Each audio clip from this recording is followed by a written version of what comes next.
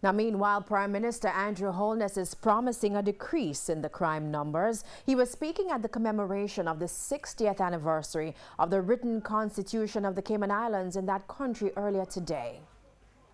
Prime Minister Andrew Holness laying out the cards to Jamaicans living in the Cayman Islands about the country's crime problems. Our crime situation is indeed a challenge for our country and a threat to our economic success.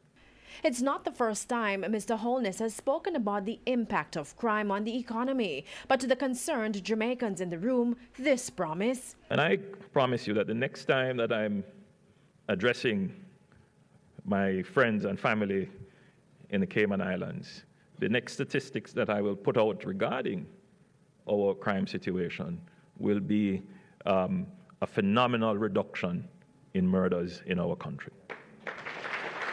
But how? Mr. Holness did not get into details, only stating that the fight against crime is complex. He pointed to the social challenges. Much of crime in Jamaica is generated by poverty.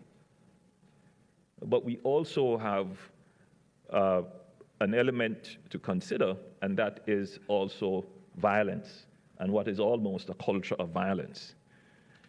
And so in treating with crime, it is not just policing, it's economy, it's schooling, it's parenting, it's the media and what it promotes.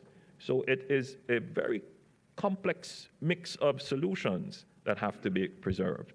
Mr. Holness also promised that in the fight against crime, human rights of citizens will be upheld.